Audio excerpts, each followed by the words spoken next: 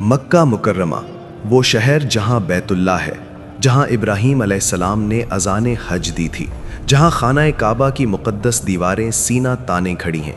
اس شہر میں ایک دن ایک ایسی ہستی نے جنم لیا جس کی روشنی کا سلسلہ قیامت تک جاری رہے گا۔ حضرت محمد مصطفیٰ صلی اللہ علیہ وسلم اور حضرت خدیجۃ الکبریٰ رضی اللہ عنہا کے ہاں یہ لخت جگر پیدا ہوئیں۔ یا فاطمہ یا روح العابی۔ جب یہ بچی پیدا ہوئی تو حضرت خدیجہ رضی اللہ عنہا نے اسے حضور صلی اللہ علیہ وسلم کی گود میں دیا۔ آپ نے اپنی اس بیٹی کو دیکھا، اسے سینے سے لگایا، اس کی پیشانی پر بوسہ دیا اور اس کا نام رکھا فاطمہ۔ ان کے القابات اتنے ہیں کہ ہر لقب ایک داستان ہے۔ الزہرا روشن چمکتی ہوئی، الصدیقہ سچی سچائی کی پیکر، المبارکہ برکت والی، الطاہرہ پاک و صاف، الزکیہ پاکیزہ، الراضیہ راضی رہنے والی، المرضیہ جس سے اللہ راضی ہے، البتول عبادت و ریاضت میں مشغول، دنیا سے بے نیاز، ام ابیہا یعنی اپنے والد کی ماں، یعنی اپنے والد کا اس قدر خیال رکھنے والی جیسے ماں بچے کا رکھتی ہے۔ ان القابات کو پڑھیں تو اندازہ ہوتا ہے کہ یہ کوئی عام ہستی نہیں تھیں، یہ وہ خاتون تھیں جن پر اللہ کی خاص رحمت تھی، جنہیں اللہ نے خاص مقصد کے لیے بھیجا تھا۔ گھر میں ان کی آمد سے نبی اکرم صلی اللہ علیہ وسلم کو بے انتہا خوشی ہوئی، گھر روشن ہو گیا۔ حضرت خدیجہ رضی اللہ عنہا کا دل بھر آیا خوشی سے، اور مکہ کی گلیوں میں یہ خبر پھیل گئی کہ محمد صلی اللہ علیہ وسلم کے ہاں بیٹی پیدا ہوئی ہے۔ مشرکین نے طعنہ دیا، عربوں میں بیٹی کی پیدائش کو عار سمجھا جاتا تھا، جاہلیت کا دور تھا، لوگ بیٹیوں کو زندہ دفن کر دیتے تھے، لیکن نبی اکرم صلی اللہ علیہ وسلم نے اپنی اس بیٹی کو اس قدر محبت دی، اس قدر عزت دی، اس قدر احترام دیا کہ پوری دنیا کو یہ سبق مل گیا کہ بیٹی رحمت ہے، زحمت نہیں۔ فاطمہ رضی اللہ عنہا کا بچپن آسان نہیں تھا۔ جس گھر میں وہ پلی بڑھیں وہ گھر تھا نبوت کا، اور نبوت کی راہ پھولوں کی سیج نہیں ہوتی۔ وہ ابھی سمجھنا شروع ہی کی تھیں کہ انہوں نے دیکھا کفار قریش کیسے ان کے ابا جان کو ستاتے ہیں، کیسے وہ انہیں گلیوں میں پتھر مارتے ہیں، کیسے نماز پڑھتے وقت ان پر اونٹ کی اوجڑی ڈالتے ہیں، کیسے جب آپ صلی اللہ علیہ وسلم سجدے میں ہوتے ہیں تو مشرک آ کر گندگی ان کی پیٹھ پر ڈال دیتے ہیں۔ یہ سب دیکھ کر فاطمہ رضی اللہ عنہا کی چھوٹی سی آنکھوں میں آنسو آ جاتے۔ اپنے ابا جان کو گلے سے لگایا اور زور زور سے رونے لگی۔ نبی اکرم صلی اللہ علیہ وسلم نے اس بچی کو سینے سے لگایا اور کہا، میری بیٹی رو نہیں، تمہارا اللہ تمہارے ابا جان کا محافظ ہے۔ یہ تھی فاطمہ رضی اللہ عنہا، ننھی عمر میں بھی اپنے ابا جان کی ڈھال، ان کی محبت، ان کی ہمت۔ اسی لیے تو لقب ملا ام ابیہا، یعنی اپنے ابا کی ماں۔ ایک بیٹی جو اپنے والد کی اس طرح دیکھ بھال کرتی ہو جیسے ماں اپنے بچے کی کرتی ہے، ایسی محبت، ایسا درد، ایسا تعلق۔ پھر مکہ کے مشرکین نے مسلمانوں پر اقتصادی پابندی لگا دی، شیب ابی طالب کا محاصرہ 3 سال تک۔ یہ وہ سال تھے جب کھانے کو دانہ دانہ محتاج تھے، پانی کو پانی محتاج تھے، کپڑے تن پر چیتھڑے بنتے گئے۔ فاطمہ رضی اللہ عنہا نے یہ سب بھگتا، بھوکے پیٹ رہیں، پیاسے رہیں، لیکن ایمان میں ذرہ برابر کمی نہ آئی۔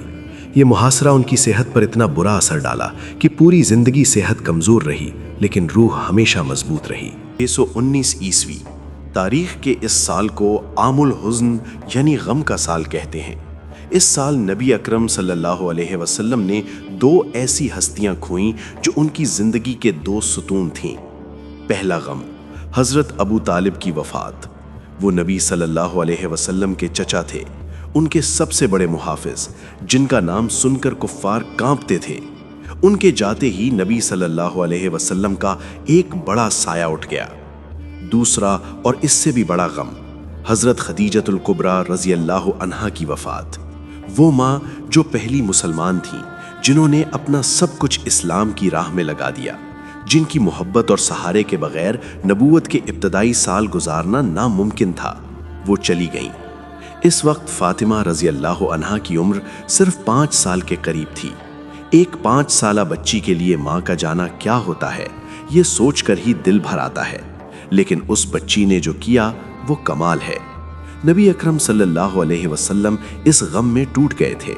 حضرت خدیجہ ان کی پہلی محبت تھیں، ان کی سب سے بڑی ہمدرد، ان کی وفادار ساتھی۔ ان کا جانا آپ صلی اللہ علیہ وسلم کے لیے ناقابل برداشت صدمہ تھا۔ اس وقت چھوٹی سی فاطمہ نے اپنے ابا جان کا ہاتھ تھام لیا۔ وہ ان کے پاس بیٹھتیں، ان کی باتیں سنتیں، ان کے لیے پانی لاتیں، ان کا خیال رکھتیں۔